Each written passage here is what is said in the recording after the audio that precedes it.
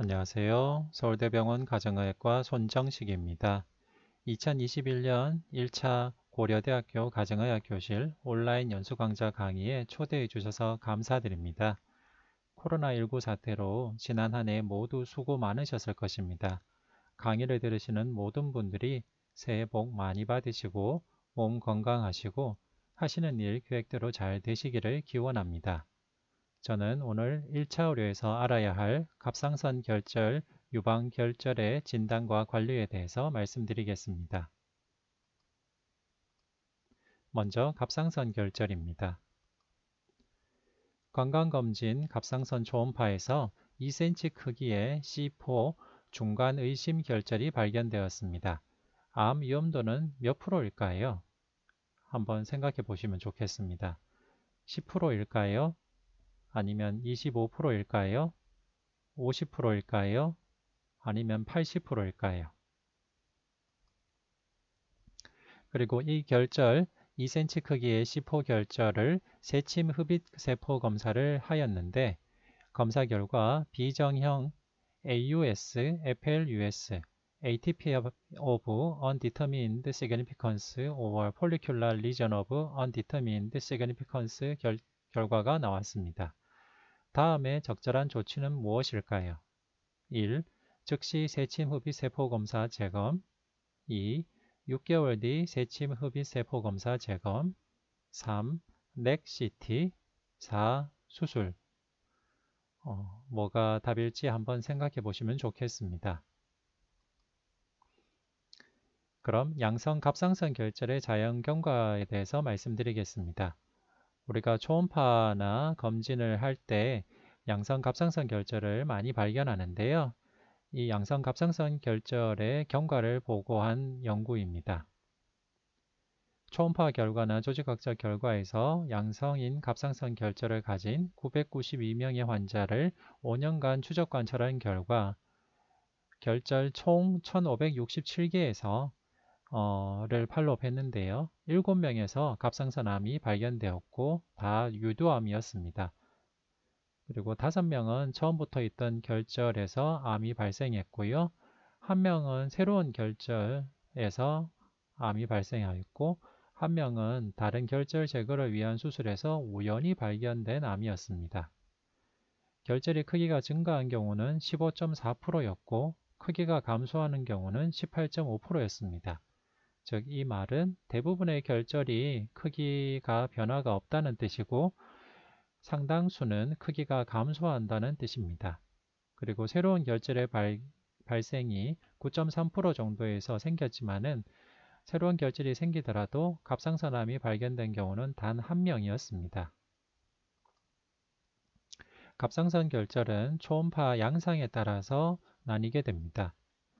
초음파 모양이 암 발생 위험이 높은 경우는 High Suspicion, C5라고 이름을 짓고요. 중간 정도인 거는 Indeterminate Suspicion, 낮은 경우는 Low Suspicion, 그리고 Very Low Suspicion, Benign으로 나뉘게 되고 카테고리별로 C5, C4, C3, C2, C1 이렇게 나뉘게 됩니다. 우리나라에서 통용되는 K-타이라즈 카테고리에 대해서 말씀드리겠습니다. 갑상선 결절을 크게 초음파 양상에 따라서 솔리드하고 하이포에코익한지, 파샬리 시스틱한지 아니면 퓨어 시스트인지 나누고요. 초음파 양상에서 암을 시사하는 소견, 미세석회화 또는 침상 혹은 소엽성 경계, 비평행 방향성 또는 앞뒤가 긴 모양 이 중에 하나 이상 있는 경우에는 High Suspicion, C5라고 하고요. 솔리드 하이포에코익한데 이런 주의할 만한 소견이 없는 경우에는 C4 결절이라고 합니다. K-타이라이즈에 기초한 갑상선 결절의 암 위험도 및 세침 흡입 검사 기준을 말씀드리겠습니다. 우선 C5 결절, 높은 의심 결절의 경우에는 계산된 암 위험도가 약 80% 정도 됩니다. 그렇기 때문에 1cm 이상이면 세침 흡입 검사를 시행하고요. 정례에 나왔던 C4 결절은 중간 의심 결절이고 암 위험도는 대략 한 25% 정도로 알려져 있습니다.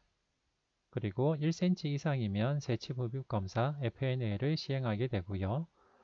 낮은 의심 결절 C3 결절의 경우에는 암 위험도가 약 10% 이내로 알려져 있습니다.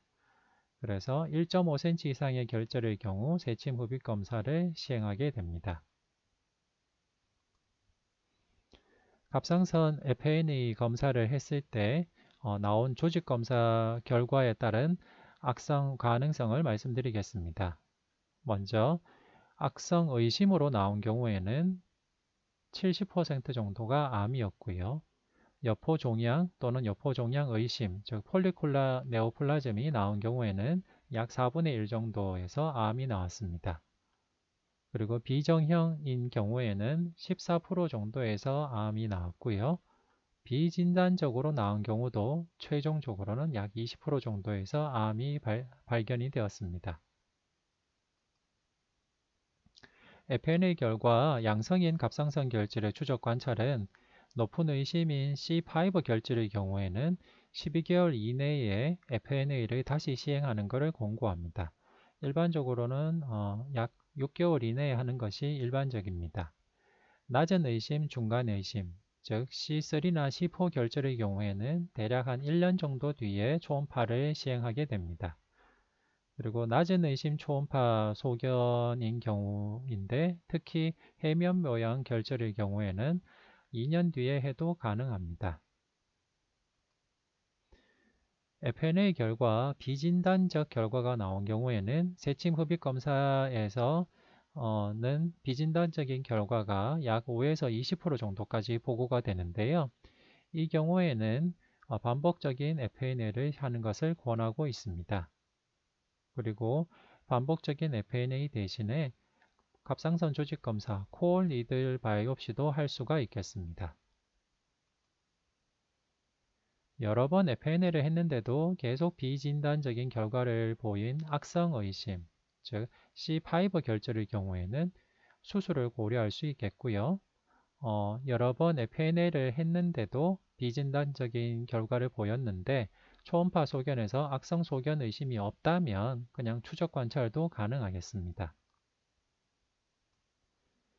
FNA 결과 비정형 소견이 나온 경우에는 반복적인 세침흡입 검사를 시행하고 그리고 필요에 따라서는 분자 표지자 검사를 시행할 수도 있습니다. 대표적인 분자 표지자 검사는 비라프 유전자 변이를 보는 검사인데요. 이 비라프 유전자 변이가 있다면 유두상 갑상선 암일 가능성이 상당히 높아지지만 민감도가 낮은 한계가 있고요. 유전자 발현 프로파일 검사도 있습니다. 이것은 메신저 RNA 발현을 이용한 검사고 민감도와 특이도가 비교적 양호하고 특히 이 유전자 발현 프로파일 검사에서 음성인 경우에는 암을 배제할 수 있는 유용성이 있습니다. 반복적인 세침흡입 검사 대신 중심부 바늘 생검, 코어 니들 바이옵시를 고려할 수도 있고요. 여러 번의 FNA 분자 표지자 검사에도 결론을 이루지 못했을 경우 또는 두 가지 모두 시행되지 못했을 경우에는 임상적인 위험 인자나 초음파 소견 환자 선호도에 따라서 수술 또는 경과 관찰을 할 수 있습니다. 그래서 이 내용을 종합하면 FNA 결과 및 갑상선 결절의 초음파 패턴을 기반으로 한 관리에서 증례처럼 조직학적 검사에서 비정형이 나오고 초음파에서 C4 결절이 나온 경우에는 6에서 12개월 정도 뒤에 FNA를 반복적으로 시행할 수가 있겠습니다. 그런데 비정형 결과가 나오는데 초음파 소견이 C5인 경우에는 좀 더 이른 시기에 FNA를 시행해야 되겠습니다. FNA를 시행하지 않은 갑상선 결절의 추적 관찰은 높은 의심인 C5 결절의 경우에는 1년 이내에 해야 되고요. 낮은 의심 또는 중간 의심 초음파 소견일 때도 한 1년에서 2년 뒤에 초음파 추적 검사를 고려해야 됩니다. 1cm 이하의 갑상선 결절에서 KRAS의 유용성에 보고한 연구가 있습니다. 1cm 이하의 갑상선 결절의 경우에는 조직 검사를 하는 게 좀 어렵기도 하고 충분한 세포를 얻지 못해서 조직 검사 결과가 애매하게 나온 경우도 많습니다. 예를 들면 1cm 이하의 갑상선 결절인데 C5 카테고리인 경우 서울 아산병원에서 보고된 결과 조직 검사 결과 한 65% 정도에서는 암이 나왔는데 1cm 이하의 결절이기 때문에 불확실히 약 14%, 또 조직이 충분히 얻지 못한 부적절한 경우도 9.4% 정도 보고가 되었습니다. 그리고 C4 중간 의심 결절의 경우에는 1cm 이하의 경우에 조직 검사를 했을 때 약 20% 정도에서 암세포가 나왔고 역시 불확실과 부적절인 경우도 상당수 있었습니다. 우리나라 말고 미국에서도 이 타이라즈 카테고리가 쓰이고 있고요. 타이라즈 카테고리도 초음파 소견에 따라서 카테고리를 짓고 점수를 매겨서 타이라즈 1, 2, 3, 4, 5 이런 식으로 카테고리를 나누고 있습니다. 미국 갑상선합회에서 제시한 FNA 기준과 미국 영상의학회에서 제시한 FNA 기준이 있는데요. 각각 다른 기준의 FNA 기준을 제시하였습니다. 예를 들면 2015년 미국 갑상선학회인 경우에는 C5 결절의 경우에는 1cm 이상이면 조직검사, C4 결절의 경우에도 1cm 이상이면 조직검사, C3 결절인 경우에는 1.5cm 이상이면 조직검사를 권하였습니다. 그런데 미국 영상의학회 경우에는 C5 결절인 경우에는 1cm 이상이면 조직검사, 하지만은 C4 결절의 경우에는 1.5cm 이상이면 조직검사, C3 결절이면 2.5cm 이상이면 조직검사를 권고하였습니다. 이렇게 학회마다 FNA를 하는 기준이 좀 다른데요. 미국 영상의학회에서 제시한 타이라즈에 따른 권고에 다시 보면 세 번째 카테고리의 경우에는 2.5cm 이상이면 조직검사, 네 번째 카테고리는 1.5cm, 다섯 번째 카테고리는 1cm 이상이면 조직검사를 권고하였는데요. 따라서 우리나라 갑상선학회, 미국 갑상선학회, 미국 영상의학회 이렇게 각각 조직검사의 기준이 다릅니다. 그래서 이 각각의 조직검사 기준에 따라서 갑상선 조직의 검사를 시행했을 때 어느 정도 암이 예측이 됐는지를 비교한 연구인데요. 결과적으로는 한국 갑상선학회의 지침대로 할 경우에는 조직검사에서 악성세포가 나오지 않을 경우가 상당히 많습니다.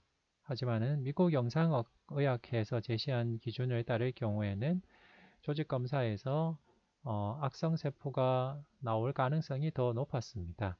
여기에서 알 수 있는 것은 우리나라 갑상선학회에서 제시한 기준대로 조직검사를 할 때는 절반 이상에서 악성세포가 나오지 않을 것이라는 것입니다. 그래서 이것은 추후 이런 조직검사 기준의 유용성에 따른 것을 고려해 볼 필요도 있겠습니다. 하지만 아직 우리나라는 한국 갑상선학회에서 제시한 기준을 따르고 있으니 일단 이 기준대로 하시는 것이 좋겠습니다. 즉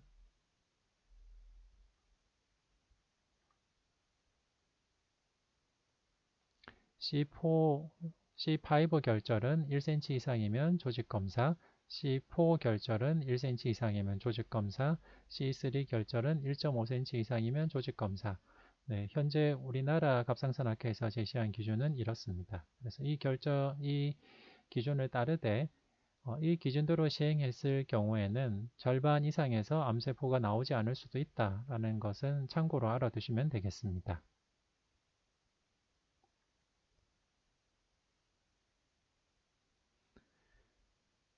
다음으로 유방결절에 대해 말씀드리겠습니다. 건강검진 유방검사에서 바이러스 카테고리 4A 병변이 발견되었습니다. 암 위험도는 몇 프로일까요? 네, 4A 병변입니다. 암 위험도가 10% 정도일까요? 아니면 20% 정도일까요? 35% 정도일까요? 50% 정도일까요? 한번 생각해 보시면 좋겠습니다. 유방에는 유방암 외에도 다양한 형태의 시스트와 파필로마, 덕탈 하이퍼플라지아, 스클레로싱 아데노시스, 파이브로시스틱 리전, 파이브로 아데노와 같은 다양한 양성 병변들도 생길 수가 있습니다. 그 중에서 대표적인 양성 종양인 유방 섬유손종의 자연 경과를 알아보겠습니다. 최대 29년 동안 젊은 여성들의 섬유손종을 추적 관찰한 결과 약 절반 가까이 섬유손종의 퇴행 또는 사라지는 것을 보고하였습니다. 섬유손종이 5년 후에 사라질 확률은 약 50% 정도로 보고가 되었고요. 자연적으로 퇴행하지 않은 섬유손종 중 50%는 변하지 않고 나머지 25%는 추적 관찰 중에 크기가 커졌습니다. 여기서 알 수 있는 것은 유방 섬유손종의 절반 가까이는 크기가 작아지거나 사라진다는 것입니다. 그래서 이 연구에서는 섬유손종의 일반적인 수명은 약 15년이라고 추정하였습니다. 현재 세계적으로 널리 쓰여지고 있는 유방결절의 카테고리는 바이라즈입니다. 바이라즈는 이런 식으로 만모 MRI 울트라소노에서 각각 유방의 결절의 특징들을 카테고리화 시켜서 그레이드를 매겨 놓았습니다. 그래서 바이라즈 카테고리 1인 경우에는 악성 위험도는 거의 없고 정기적인 유방 촬영술을 시행하면 되겠고, 바이라즈 카테고리 3인 경우에는 probably benign 카테고리로 분류가 되었고요. 우리나라에서 보고된 악성 위험도는 약 1.5%입니다. 이 경우는 6개월 뒤 유방 초음파 맘모그래피의 팔로업을 권하고 있습니다. C4 결절은 약간 폭넓은 카테고리이기 때문에 C4, A, B, C 세 가지 카테고리로 나눠놨습니다. C4A의 경우에는 일반적인 악성 위험도는 약 10% 정도로 보고가 되어 있고요. C4B인 경우에는 악성 위험도가 약 40에서 50% 정도, C4C인 경우에는 악성 위험도가 80에서 90% 정도로 보고가 되어 있습니다. 그리고 C5는 highly susceptible of malignancy라고 되어 있고 약 99% 가까이 악성 위험도가 보고되었습니다. 유방 조직 검사에서 atypical ductal hyperplasia, 비정형 관상피 증식증이 발견되었습니다. 다음에 적절한 조치는 무엇일까요? 네, 비정형 관상피 증식증이 발견되었을 때 적절한 조치는 첫 번째, 6개월 뒤 유방 초음파, 두 번째, 6개월 뒤 유방 초음파와 조직 검사, 세 번째, 맘모톰, 네 번째, 수술을 위해 외과 의뢰. 어떤 조치가 가장 타당할까요? 한번 생각해 보시면 좋겠습니다. 유방 조직 검사 결과와 암 위험도에 대해서 말씀드리겠습니다. Non-proliferating, 즉 심플 시스트나 파필라리 아포크라인 메타플라지아의 경우에는 암 위험도가 통계적으로 유의하게 증가하지는 않습니다. 하지만은 프롤리퍼레이팅이면서 ATP가 없는 경우, 즉 usual hyperplasia, 스클레로싱 아데노시스 같은 경우에는 약 1.76배 정도의 암 위험도가 있습니다. 그리고 프롤리퍼레이팅 하면서 ATP화가 있는 소견, 즉 atypical ductal hyperplasia 같은 경우에는 약 암 발생 위험도가 3배에서 4배 정도 됩니다. 그래서 유방 조직 검사의 카테고리도 카테고리 B1, B2, B3, B4, B5 이렇게 나누고 있는데요. B3로 나누어지는 것이 비나인 리전이면서 말리그넌시 포텐셜이 있는 경우입니다. 말리그넌시 포텐셜이 있는 비나인 리전은 atypical ductal hyperplasia, flat epithelial atypia, 클래시칼 로블랄 네오플라지아 등이 있습니다. 그래서 이처럼 B3 리전이 요방 조직검사에서 발견되었을 때 그 다음 처치는 우선 비정형 관상피 증식증이 발견되었을 경우 코어 니들 바이옵시로 비정형 관상피 증식증이 발견되면 수술적인 치료를 권하고 있습니다. 맘모톰 결과를 통해 비정형 관상피 증식증이 발견되었을 경우에는 크기가 아주 작고 또 맘모톰으로 완전히 제거될 정도이면 팔로업을 할 수 있지만은 그렇지 않을 경우에는 수술을 고려해야 됩니다. 그리고 필로이데스 튜머, 엽상 종양일 경우에도 역시 수술적 치료를 고려해야 되고요. 로블라 네오플라지아인 경우에도 역시 수술적 치료를 고려해야 됩니다. 다만 파필라리 리전이나 플랫 에피셀리알 ATPA 같은 소견일 경우에는 맘모톰으로서도 치료를 할 수가 있겠습니다. 그런데 유방 영상검사와 병리검사가 불일치하는 경우가 있습니다.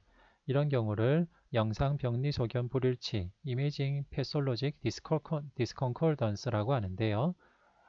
제일 대표적인 예가 악성이 의심되는 카테고리 4B인데 조직검사에서 양성인 경우, 또는 악성이 의심되는 카테고리 4C인데 조직검사에서 양성인 경우입니다. 이 경우는 영상의학적 소견과 병리 소견을 다시 확인해서 수술적 생검 또는 진공보조 생검 등 같이 보다 많은 조직을 확인할 수 있는 방법으로 제거를 해야 됩니다. 다만 여기에는 C4A는 포함이 되지 않습니다. 왜냐하면 C4A 경우는 악성 위험도가 많이 높진 않기 때문에 C4A 병변에서 양성 결과가 나올 경우에는 컨코던스 하다라고 보고 있습니다. 자, 그러면 기존에 했던 내용들을 다시 한번 리뷰해 보겠습니다. 자, 건강검진 갑상선 초음파에서 2cm 크기의 C4 결절이 발견되었습니다. 암 위험도는 몇 프로일까요? 이전의 결과를 한번 천천히 생각해 보시면서 한번 답해 보시면 좋겠습니다. 예, 암 위험도는 25%입니다. 네. 기존에 예상하시던 것보다 암 위험도가 높은지요, 낮은지요? 예, 저도 이 갑상선 결절의 처치에 대해서 본격적으로 공부하기 전에는 C4 결절의 암 위험도가 좀 높지 않을까 막연히 생각했었습니다. 하지만은 체계적으로 공부하고 연구들을 확인해 보니까 C4 결절의 암 위험도는 25% 정도입니다.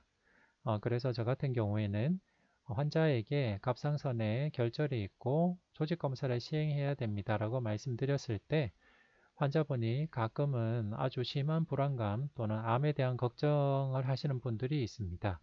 네, 그럴 때 가능한 객관적으로 설명을 해드리는 편입니다. 예를 들면 한 2cm의 C4 결절이 있는데 조직 검사를 해야 됩니다.